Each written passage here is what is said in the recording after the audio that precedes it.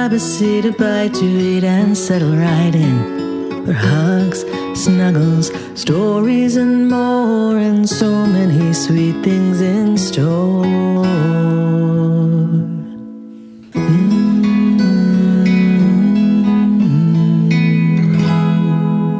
Welcome to Afternoons with Mimi.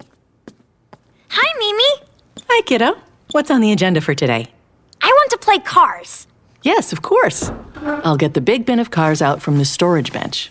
Thanks, Mimi. I don't like to play cars at home anymore. Oh, why is that? Our playroom is so small. It doesn't feel fun in there. Well, I'm sure it would feel bigger if you put a few of your toys in there away. Yeah, I don't know. I don't think it's my toys. It's just such a too small playroom. You know, lots of kids don't even have a separate playroom at home. You're pretty lucky. I guess. But then some people have really, really big ones. Remember Liam, my friend from down the street? His whole basement is a giant playroom. It's so cool. That does sound cool. But I also like your special little room. It's just yours and Z's special space. Anyway, ready to play? You bet. Can we go on the porch where there's so much room? Oh, not today, kiddo. It's a little chilly out, and I'm holding on to something for Ms. Jen back there. We can play right here. Or we can play on the kitchen table while we eat our snack. I guess that would be okay. Can we have snack first where you tell me a story? I would love that. Yes, we can. I have some dates and tahini, one of your favorites.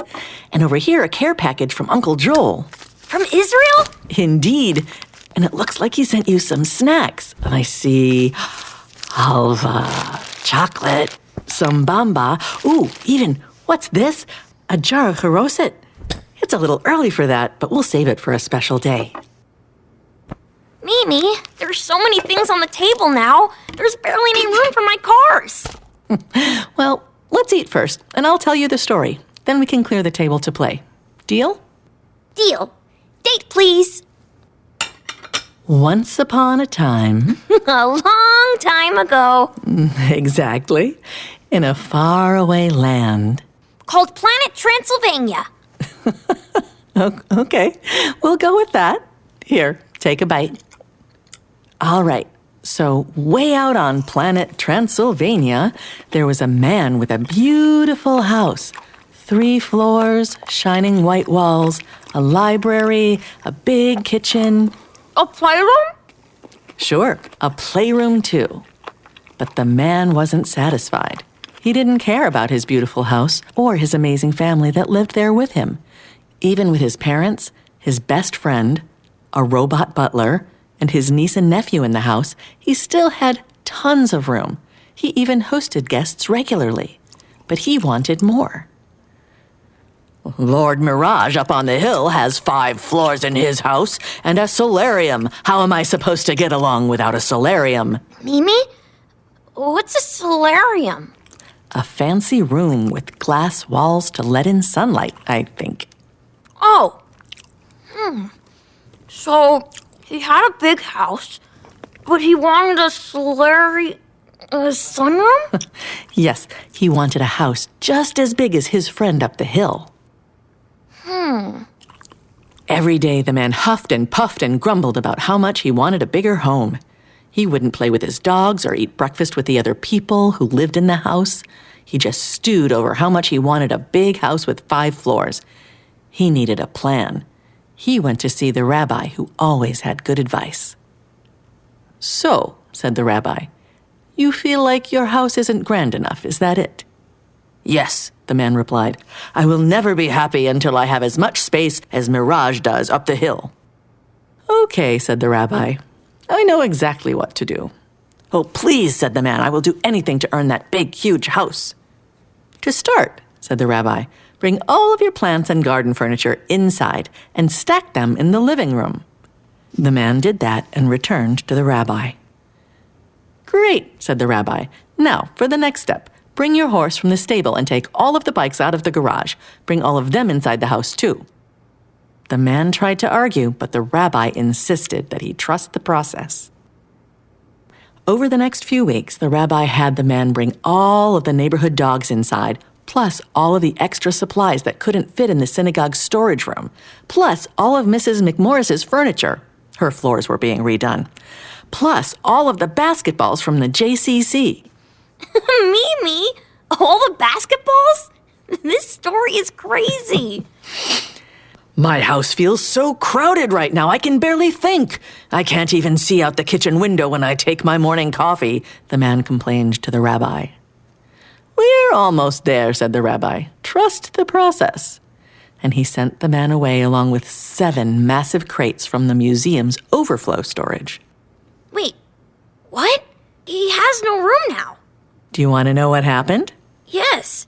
Where did the man even sleep with all that stuff? Oh, I imagine he slept on top of the crates or with the dogs. So what happened next?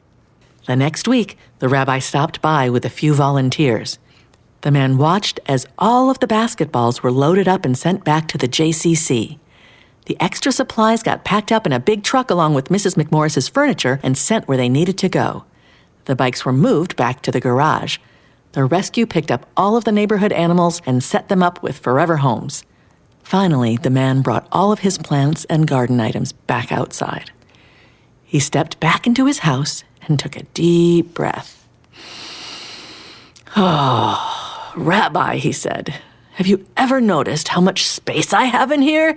It's absolutely huge. Do you still feel like your home is too small? Not at all, the man said, spinning around with his arms stretched wide. Look at all of the room I have now. It wasn't a change of space you needed, said the rabbi, just a change in perspective. From that day forward, the man enjoyed his home. The end. There. That should give us enough space to play cars while we finish snack. So, Mimi, are you telling me that it wouldn't be better to have a giant playroom like my friend Liam does? Well, honey, think of it this way.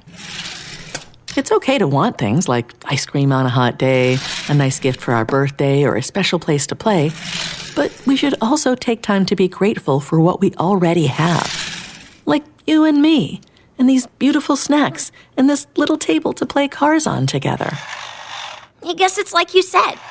Lots of kids don't even have a playroom in their house. But Zee and I have a space that's just ours. No grown-ups allowed. And won't it feel huge after playing with me on this little table today? Oh, watch out. Traffic jam. I guess so. And Mimi? Yes, my heart. I'm still having fun playing cars with you. I didn't even think about how much space we had, or that the table was small. And that's the lesson right there, honey.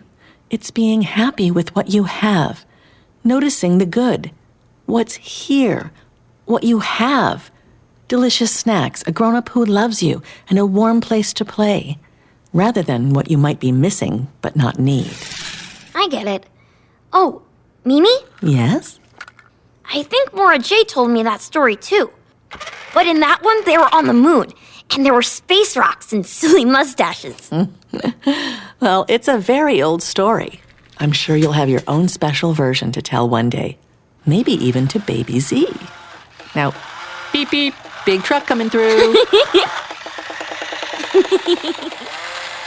Pirkei Avot, Ethics of the Ancestors, an ancient collection of rabbinic sayings, says, who is rich?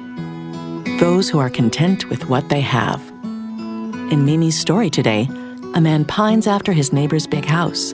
He feels that his also roomy house is cramped and chaotic. In the end, the rabbi shows the man that he doesn't need a new house. He just needs a new perspective, a change on the inside, not the outside. Once the man can adjust his attitude, boom, he's no longer grumpy. He's rather happy with the space he has, just like Kiddo is with his cars on Mimi's kitchen table.